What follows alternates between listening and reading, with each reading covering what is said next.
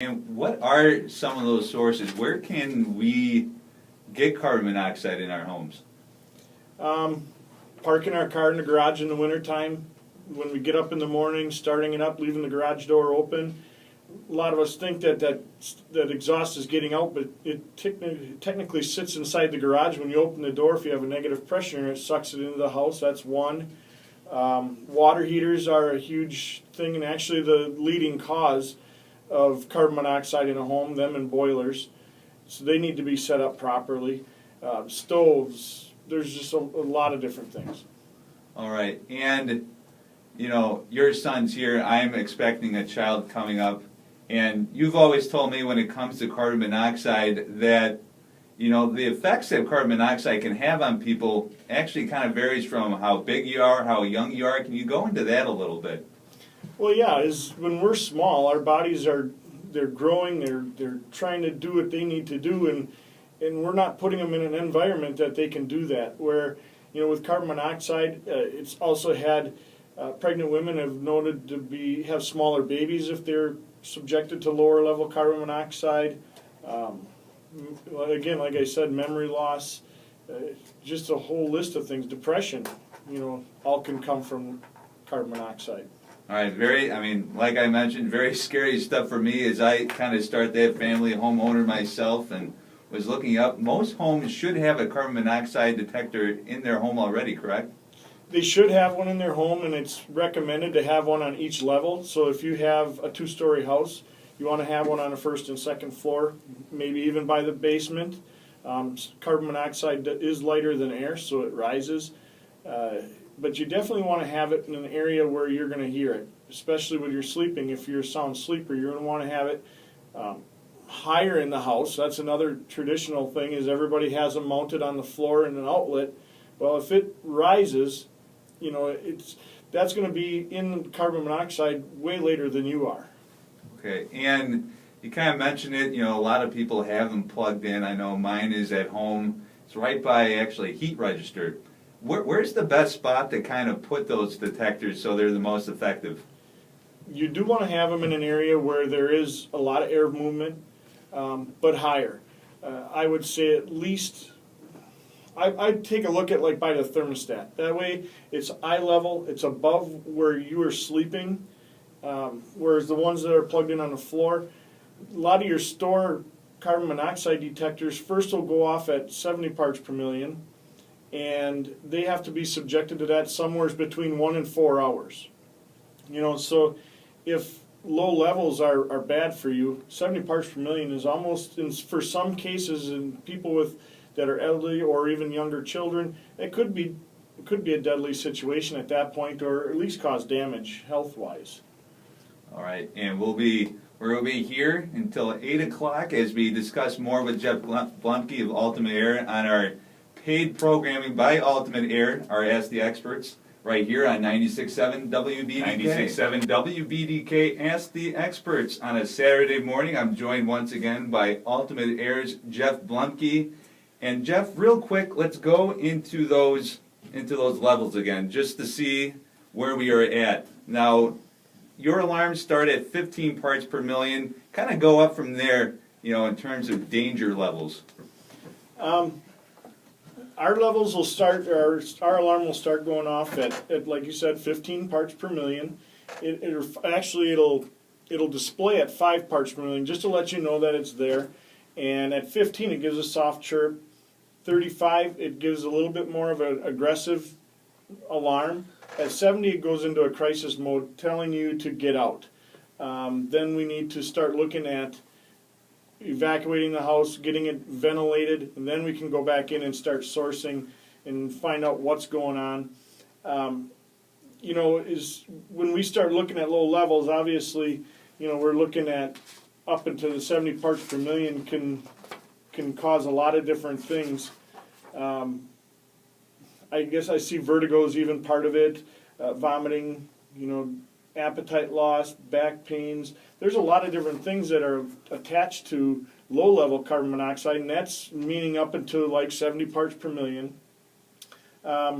Actually, 50 parts per million is OSHA's recommendation for an 8-hour maximum workspace exposure. So you can see where some of these limits aren't at 70 parts per million where traditional carbon monoxide detectors go off. You start seeing at 100 and 200 parts per million is where you could start seeing headaches, nausea, even more stronger. There at the 200 parts per million may even be deadly, and even at 100, depending on how many issues you may have, elderly people or young children. All right, and you mentioned before, I mean, your carbon monoxide detector, $240 when you come in. You can go to some local stores and get them for even cheaper, $10, $20. I think mine at home is about $70. And why should we invest in a carbon monoxide detector? The ones in the stores, it's not that they're bad. It's the issue with them is their regulations, or what they have is they go off at 70 parts per million when they're exposed to carbon monoxide between 1 and 4 hours. So you could be living in that 26 parts per million like I had at home or higher, and it not even be sounding yet, and causing a lot of issues that people might be doctoring for, maybe flu. People sometimes think they have the flu, and it could be something different. Could be carbon monoxide. And that's where our carbon monoxide detector comes in, is it starts to display at 5, so we know that there's an issue. Once it hits over 15, it starts letting you know, hey, if you haven't looked at me, something's going on, we need to find it. And it's then at that point is an education to see, okay, this is what it is and where it is, and then we can start learning about our house. And it's not that we have to spend lots of money a lot of the time. A lot of the time it's just that education as to what we need to do to live in our house safely. All right, once again, I'm joined by Ultimate Air's Jeff Blemke of Paid Program. Ask the Experts. If you have a question for Jeff about carbon monoxide, make sure you give us a call right now, 920-746-9430. This program could potentially save your life. And let's talk about, I mean, we've talked about what to do maybe in advance of carbon monoxide. What are some other preventive things that we can do to help prevent carbon monoxide in our homes? Well, obviously, carbon monoxide in the wintertime, make sure your equipment is all serviced, even water heaters. One thing that I've been seeing a lot lately is, how when you have your water lines coming in the top and people have them insulated with that black insulation around it. Well, if that insulation comes down to the top of your water heater, your chimney comes up right in the center of it. Well, just kind of take a look at that, and if you see the heat starting to erode at that insulation, you can tell that your water heater is downdrafting, or that product's combustion is now starting to come into your basement. That is a good sign to say, hey, there's carbon monoxide there. So that's just something visual that you can go down and take a look at. Summertime, basically just kind of watch. There's not as much. Your water heater is probably the biggest thing in the house. But in the wintertime, again, get your car out of the garage when you start it and leave it run. All right. And you mentioned earlier when we have these issues and we have to give you a call, or the fire department, that, hey, my carbon monoxide detector is going off. What should I do? What's that process like? What do you have to do to clear out that, and how do you maybe find the source of those carbon monoxide?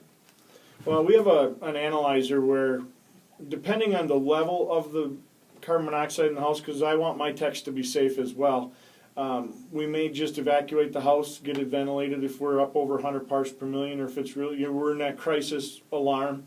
But one of the things that you'd mentioned, I know, I definitely, if you're having symptoms of carbon monoxide, that's when you would want to call the fire department or 911.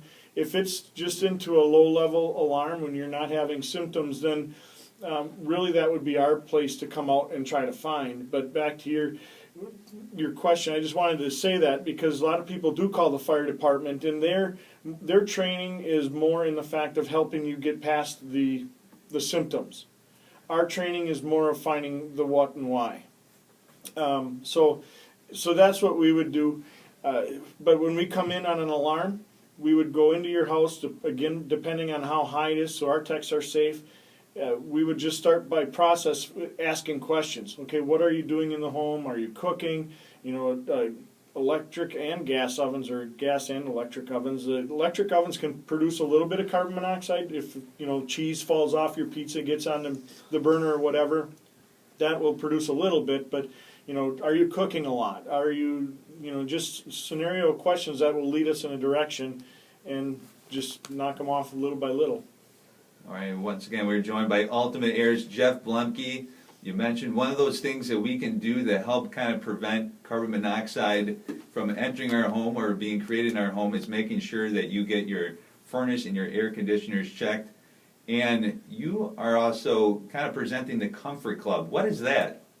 What the Comfort Club is just that. It brings us into your home twice a year, depending on the system we have, or you have, and we go through all them things that can be potentially carbon monoxide on your furnace.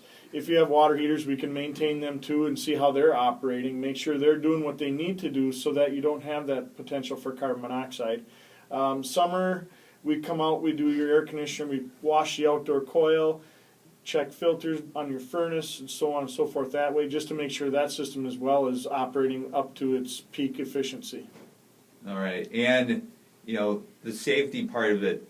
I mean, can you go over that again? Why is it so important to make sure that you get that type of stuff checked out on a yearly basis? I mean, some people don't even do it at all, and you're recommending that people should do it once a year. Well, you know what? That's one thing that is out of sight, out of mind. And heating and cooling products, our furnace and air conditioner, are items in our home today that we have the technology that we can make that home environment the best environment for your family. And that way, by checking it out, we're making sure that happens. All right, I thought we had a phone call there, but apparently I think they're getting ready for the shopping show that's coming up at the top of the hour. And, you have the Comfort Club. What else comes with that? Well, when we do have the Comfort Club in place, if there are any repairs, you get 15% discount. You get priority service. We definitely would try to make it there, or we definitely would make it there in same-day service.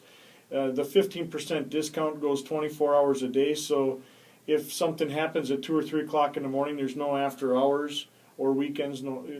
So that stuff is all built into that, or that's a discount there. And it really, a good peace of mind. Your family's healthy and safe inside your home. Okay, and kind of go back to the carbon monoxides a little bit. You want the carbon monoxide detectors, I should say. Can you kind of talk about the model that you install in your home, into people's homes? What do you recommend? Where do you put it? And just kind of the service that you provide with that. Yep, when we do, it's an NSI 3000. It again is a low-level carbon monoxide detector. It starts displaying at 5 parts per million. First alarm is 15 parts per million, which is just a soft, hey, I've got something going on. When we hit 35 parts per million, it's a little bit more of an aggressive alarm. When it hits 70, it goes to a crisis alarm. And I'll mention the older, or the ones we would get at a store, go off at 70 parts per million between 1 and 4 hours of exposure. Ours will go off, like I said, at 15, but 30 seconds is what these are starting to go off at. It makes a huge difference. Well, and actually the 15 parts per million, it will go off after 15 minutes of exposure, because it's light, but yet you're there. Where we like to place them are hallways, places where I look at hallways because it's usually closer to a bedroom, but we need to have some airflow through there. I just want you to be able to hear it throughout the house. All right, and are there homes or maybe pieces of equipment that are more susceptible to carbon monoxide or releasing that into the air?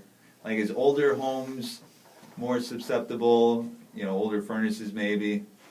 It's kind of a mixture of both, actually. I think all equal, because it depends a lot on what's happening inside your home. If you have a brand new house and you have a lot of exhausting appliances, being dryers, your exhaust fans for your hoods, everything else, whatever can create a negative pressure in your house, if you don't have the properly sized fresh air intake to bring air back into your house, it's going to bring it back down your chimneys. So now when your furnace or your water heater starts, that is going to just start to spill into the basement. And that's typically what ends up happening. Okay, and let's go through it. How many times have you been called out to kind of look at carbon monoxide, detections, and what's been kind of, you mentioned the water heaters, kind of see that the intake's a little bit off on that. What have been some of the other things that you've had to see over your years looking at carbon monoxide detectors? Water heaters are a huge thing. Some furnaces, like I said, boilers, we just found 2 of them last week that our meters went off at 2,000. Mine only goes up to 2,000 parts per million, which is way off the chart anyway. But I had 2 of them last week that were producing that as they operate. So now if in the event that we start getting that high draft in our chimney, which is the amount of air it's sucking up and going out the top, and it starts to spill in the basement, that 2,000 parts per million is coming in the house. So that's some of the items that we've found. That was just last week, actually. We found 2 of them side by side. Furnaces can do the same thing, and that can be just from improperly operating, or these 2 boilers actually were in the 30-year-old range and just were wore out. You were just about to take the words out of my mouth. I mean, I have a 30-year-old furnace at home, and through our discussions today and other places like that, I mean, you got me kind of scared with my 30-year-old furnace maybe releasing more than I would want in my own home. That's right. And I look at it, it's really a responsibility of ours to have this stuff taken a look at. I mean that in the sense that if it's me making a choice and I live in my house myself, I can live with my choice, but my kids don't have that choice. They live in my house because I brought them here. It's my responsibility to make sure they have a safe environment to live. And your son, who is sitting with us in the studio right now, I'm sure that as he shakes, he didn't appreciate me mentioning that, but I'm sure he appreciates you, taking those steps to protect your family, and hopefully you at home are taking, or you in your car right now are taking that next step to maybe protect your family. So once again, talk about your carbon monoxide detector. $240 if you come out there and install it yourself. Yeah, if we're at the house and we're with another service, we'll do it for $240. Otherwise, there may be a charge depending where you're at to come out to install it. But yeah, we'd come out, take a look, and see. We want to make sure that you have no carbon monoxide as we come into the home. We'll test it to make sure you're good, and then we can place the unit. Start it up out in the fresh air, bring it in, and place it where we need. We'll have a discussion how you live in your house, where you spend the most of your time, kind of centrally locate one in the first floor. If you do have a second story, it's probably a good idea to have one there while you're sleeping, but it sneaks up on you even if you're awake. So that's the purpose of having different one on different levels.